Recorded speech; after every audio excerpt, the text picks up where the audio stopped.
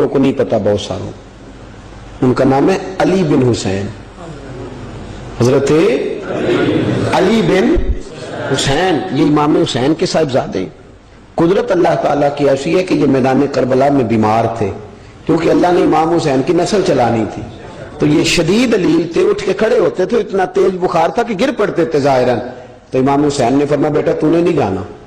ابا جی آپ میری موجودگی میں جائیں، یہ کیسے ہو سکتا ہے؟ فرمایا نہیں، تو نے جانا ہی نہیں، میں جانے ہی نہیں دوں گا۔ تو حضرت امام زین العابدین علیل تھے، امام زین العابدین رضی اللہ تعالیٰ عنہ نے 3 سال تک حضرت علی کی صحبت اٹھائی ہے۔ بعض روایات میں اس سے زیادہ بھی آیا ہے۔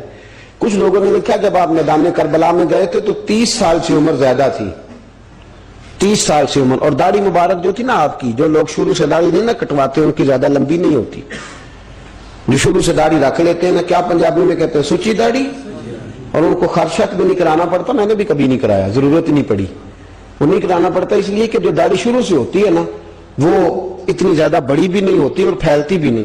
تو حضرت امام زین العابدین کی داڑھی بہت زیادہ بڑی نہیں تھی، داڑھی مبارک آپ کی ٹھوڑی کے نیچے تھی، زیادہ بڑی نہیں تھی کیونکہ شروع سے رکھی ہوئی تھی، یہ نہیں کہ کٹو، تو داڑھی ان کی 33 سال عمر مبارک تھی، با اختلاف روایات، کچھ لوگوں نے اس سے کم بھی لکھی ہے۔ 2-4 مہینے کے بعد جب کربلا سے واپس لوٹے تو ساری داڑھی سفید ہو گئی۔ حضرت علی کی ایک زوجہ اس وقت حیات تھی، امام زین العابدین آگے آگے آ رہے تھے گھوڑے پہ، حضرت علی کی زوجہ نے آگے جا کے دیکھا نا، قافلے کا استقبال کرنے گئی، تو امام زین العابدین آگے تھے تو جھٹ سے انہوں نے منہ چھپا لیا، پیچھے ہو گئی اماں جی۔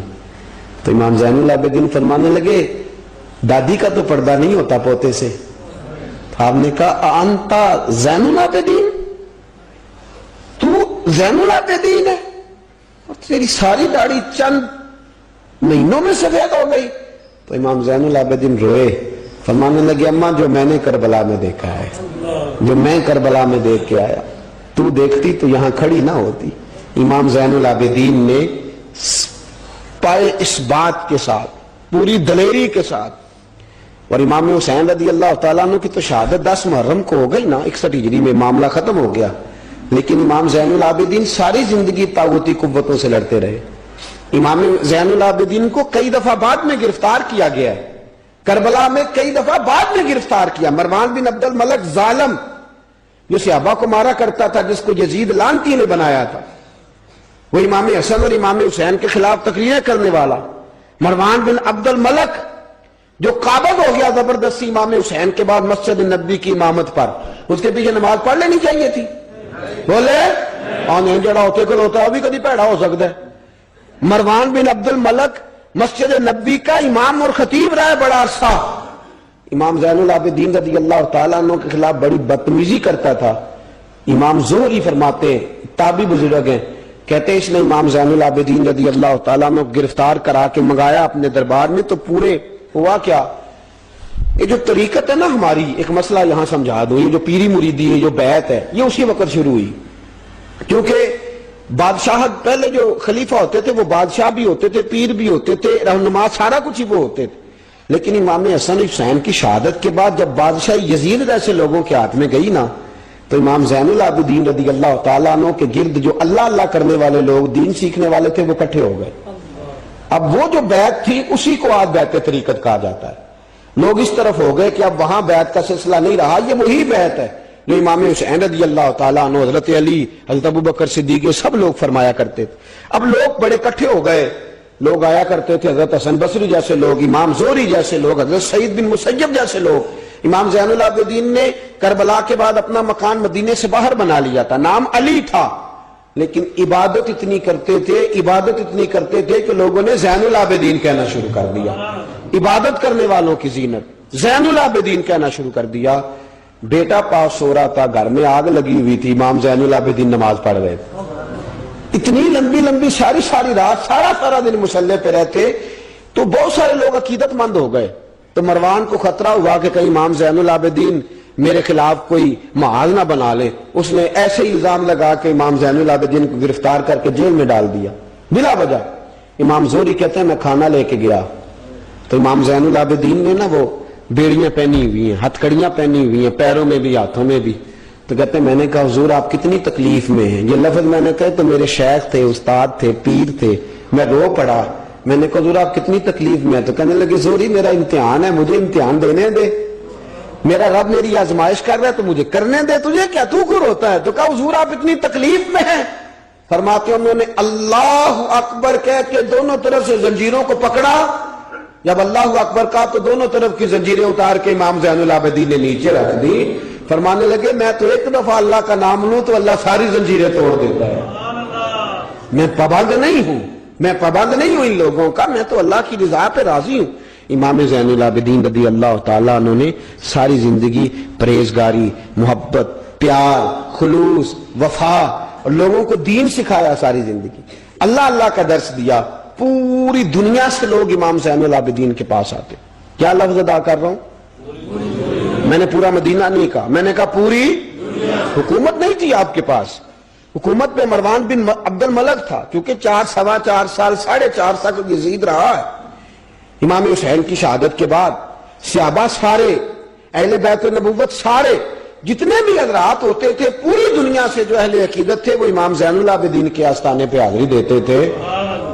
سعودیوں نے سارے نشان مٹا دیے ہیں لیکن امام زین العابدین کا گھر ابھی بھی موجود ہے. میں نے الحمدللہ 2 دفعہ اس کی زیارت کی ہے اور مجھے وہاں لوگوں نے بتایا کہ مشینیں لے کے جاتے ہیں لیکن وہاں پہ مشین چلتی ہی نہیں.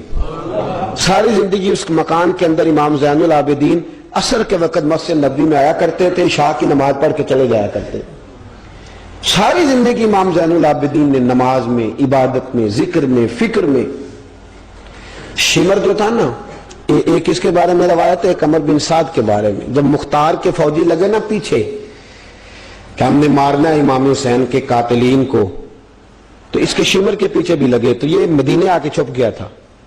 اس کے پیچھے لگے تو یہ بھاگا، امام حسین پہ پانی بند کرنے والا. اور حضرت علی رضی اللہ تعالیٰ عنہ کے پوتے حضرت علی اصغر کے گلے میں تیر چلانے والا. یہ جب بھاگتا بھاگتا آیا نا تو امام زین العابدین کے خیمے میں جا گھسا. آپ مصلی پہ بیٹھے تھے، یوں نظر اٹھائی تو کہتا میں نے پانی پینا ہے. پانی بند کرنے والا کہتا میں نے یہ حوصلے دیکھو، دلیریاں دیکھو. امام زین العابدین خود اٹھے، پیالہ پکڑا، پہلے اسے دھویا، پھر اس میں پانی بھرا، پانی بھر کے اس کو پلایا. اور پینا ہے؟ کہتا ہاں. ایک پیالہ اور دیا. اور پینا ہے؟ کہتا ہاں. ایک پیالہ. اتنا پانی دیا کہ شرم سے پانی پانی ہو گیا، شرمندہ ہو گیا کہ یہ امام زین العابدین.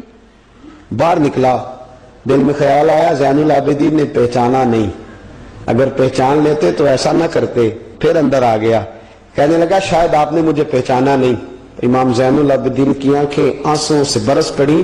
فرمانے لگے تو نے میرے 6 ماہ کا بھائی پیاسا مار دیا تھا، تجھے میں بھول سکتا ہوں؟ تو اندر داخل ہوا تھا تو سارے زخم میرے تازے ہو گئے. تو کہا پھر آپ نے پانی کیوں پلایا؟ فرمانے لگے پانی بند کرنا تیرے جیسے لوگوں کا طریقہ ہے اور دشمنوں کو پانی پلا دینا نانا محمد کی سنت ہے جو میں نے ادا کی ہے. یہ میرے نانا کا طریقہ ہے جو میں نے ادا کیا.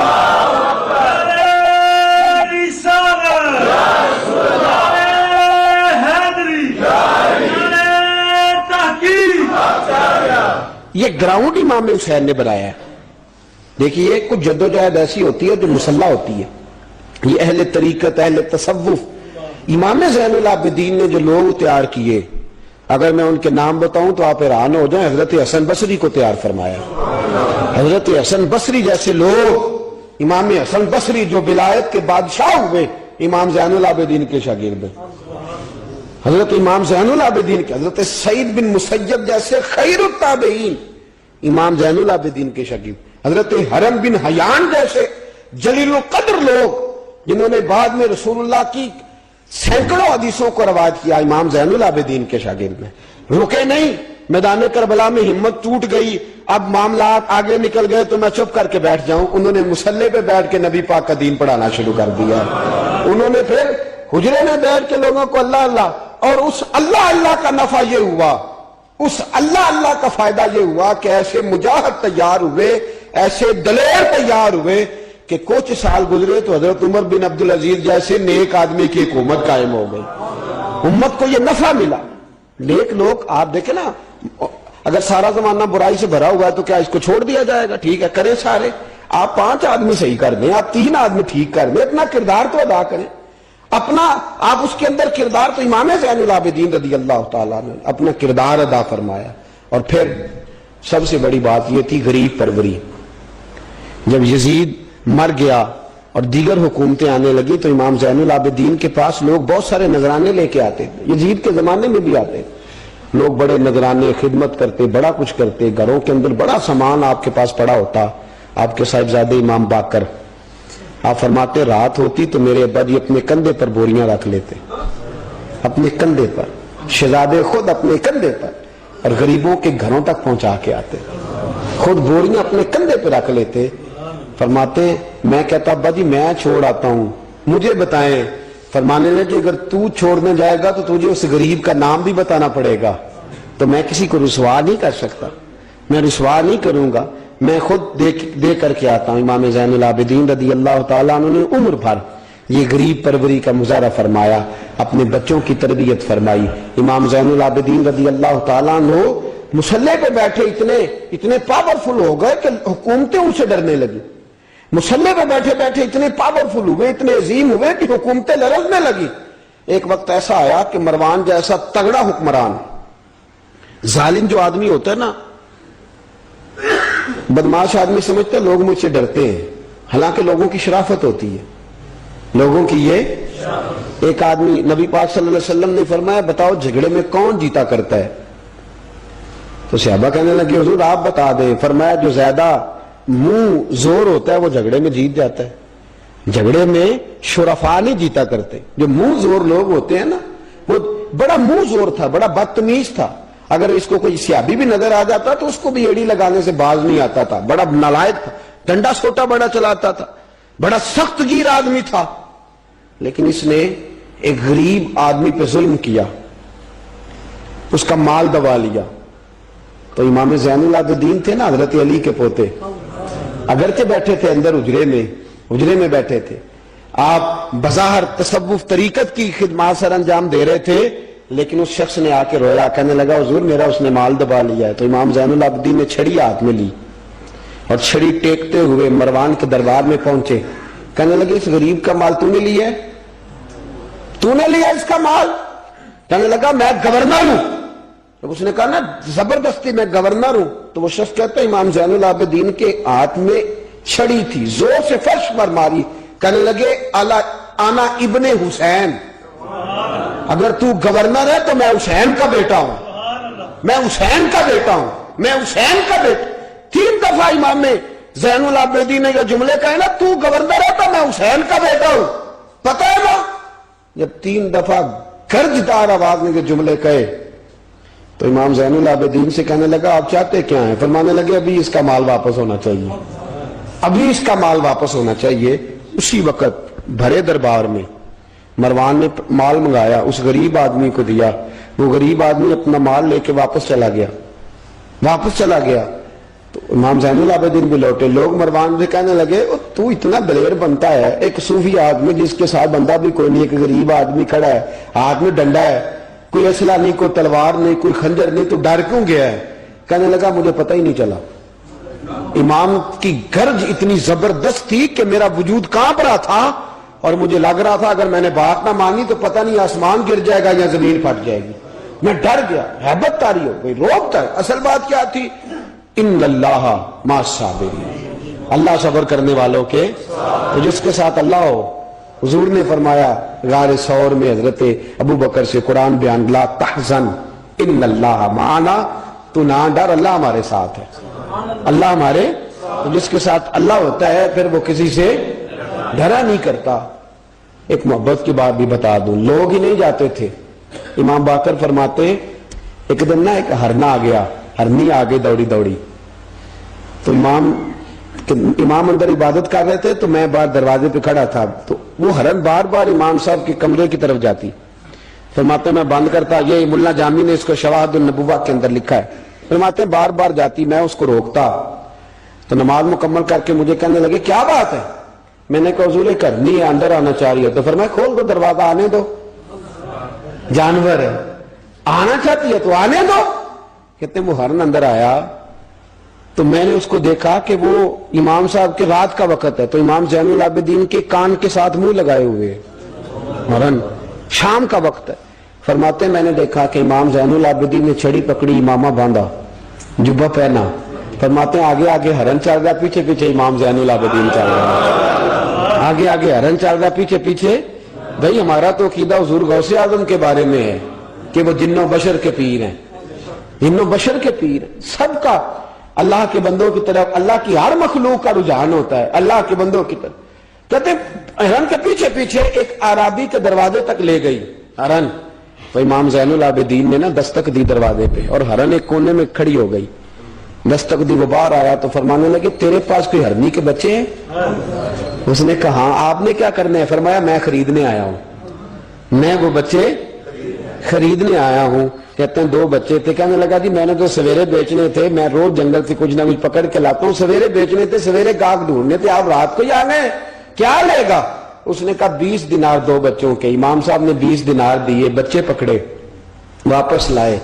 امام باقر فرماتے ہیں 2 ہرن کے بچے امام زین العابدین نے جب پکڑائے تو میری آنکھیں چھلک پڑی، میں رو پڑا، اور میں نے کہا ابا جی میں تو سمجھتا تھا انسانوں کے دکھ کا مداوع کرتے ہیں، اللہ نے تو آپ کو جانوروں کے دکھوں کا مداوع کرنے کے لیے توفیق عطا فرمائی۔ تو پھر میرے امام نے سچ کہا ہے نا، تیری نسل پاک میں ہے۔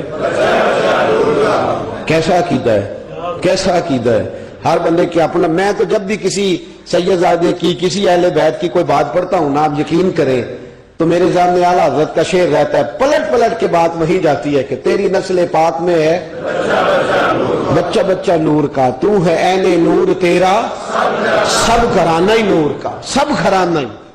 جب تنگ آ گیا نا مروان کہ دنیا ہٹتی نہیں، اور اس کے بعد بھی کوئی خلیفہ آیا تو سارے تنگ ہی رہتے تھے، امام زین العابدین کو زہر دلوا دیا۔ امام حسن کی شہادت بھی زہر سے ہوئی، امام زین العابدین کو زہر دلوایا۔ جب زہر آپ کی رگوں میں اترا، آپ کو درد محسوس ہوا، تو امام باقر فرماتے سجدے میں چلے گئے، سجدے میں چلے گئے۔ میں نے کہا حضور اتنی تکلیف ہے، آپ یہ کیا کر رہے ہیں؟ فرمانے لگے میں سوچتا تھا میں جہاد پہ نہیں نکلا تو کہیں بستر پہ مجھے تبھی موت نہ آ جائے، میرا دادا بھی شہید، میرا والد بھی شہید، میرے تایا بھی شہید، میرے بھائی بھی شہید، میرے پھپھی داد چچا داد بھی شہید، میں سوچتا تھا کہیں تبھی موت نہ چلا جاؤں، سجدہ شکر ادا کر رہا ہوں کہ رب نے مجھے بھی شہادت عطا فرما دی ہے، اللہ نے مجھے بھی شہادت کی موت عطا فرمائی ہے۔ پھر وصیت فرمائی امام، دیکھیں اللہ والوں کے مزار کی بھی برکت ہوتی ہے۔ امام باقر کو وصیت فرمائی، صاحبزادے کو فرمایا مجھے میرے تایا امام حسن کے ساتھ جنت البقیع میں دفن کرنا، ان کے ساتھ۔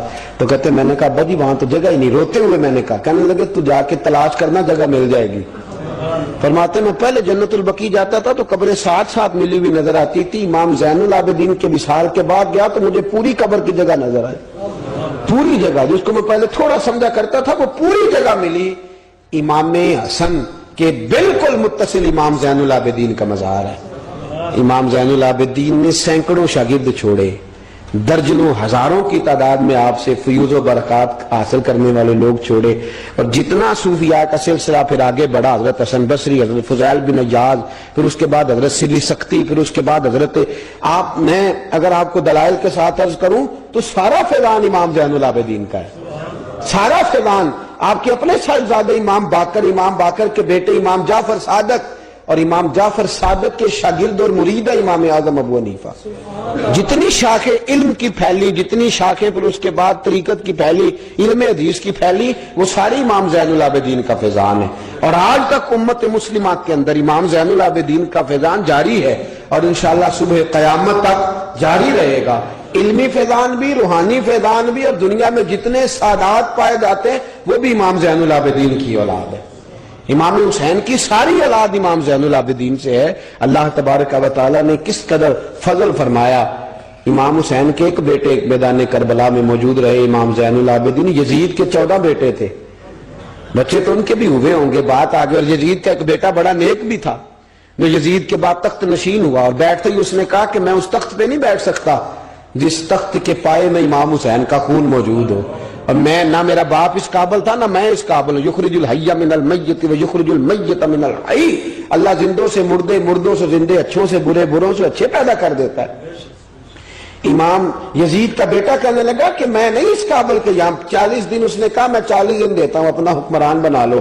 اس کے بعد وہ تخت سے نیچے اتر گیا. نیک بھی ایک بیٹا تھا لیکن پھر بھی یزید کی نسل آگے نہ بنی. نہ زیاد کا وہ ستم رہا نہ یزید کی وہ جفا رہی. جو رہا تو نام حسین کا جسے زندہ رکھتی ہے کربلا. جو رہا تو نام اور انسان کو بیدار تو ہو لینے دے.